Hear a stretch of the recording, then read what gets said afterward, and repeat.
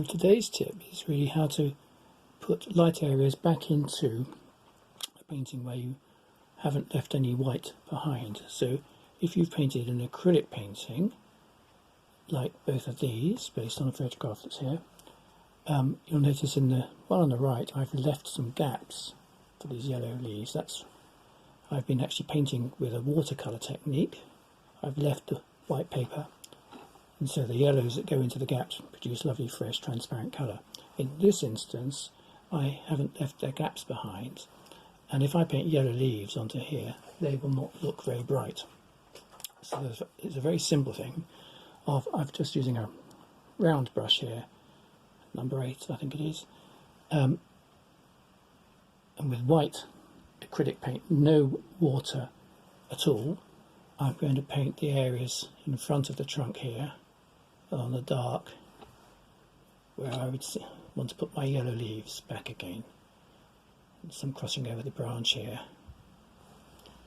So just paint back to the white, let it dry. Sometimes you'll need to put 2 coats on because the paint will, as it dries, the colour underneath tends to ghost back again. So if that's required, just be patient, put a coat on, let it dry, and then come back with your bright colour. So let's see if this works. I'm going to put some lights on above yellow areas and above dark areas, but the yellow areas where I've got bits of green and so on, I really want a lovely bright sunny yellow.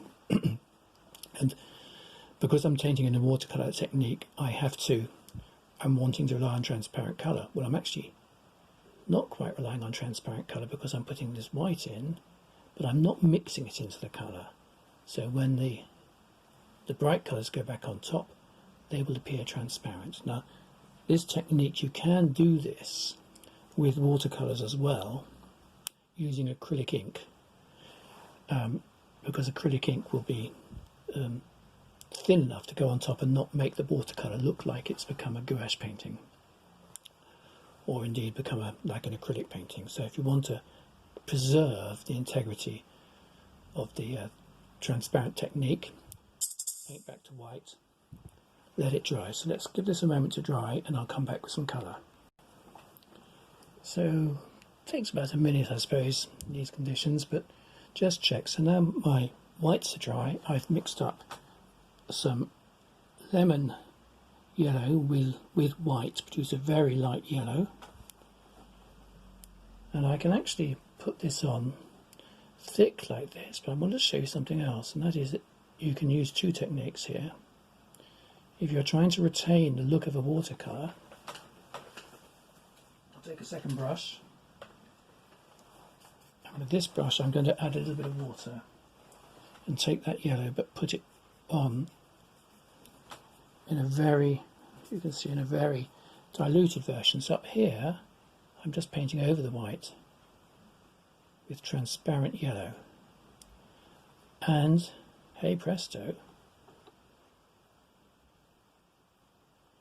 it looks like I've got yellow painted straight onto white paper. And in fact I've got an area of white here, and I've put the areas of, I've got some actual whites left in some of these gaps, and if I compare the 2 areas where I've put white back in, areas where I've left white, you cannot tell them apart. And of course from there I can add a little bit of red as well. It's my yellow, so I'm just going to produce a little bit of an autumn orangey colour, and again slightly diluted, and I can put some yellow orangey colours back into those light areas. So there are ways of retrieving painting if you feel you've missed areas out. That's the technique. Thank you for watching.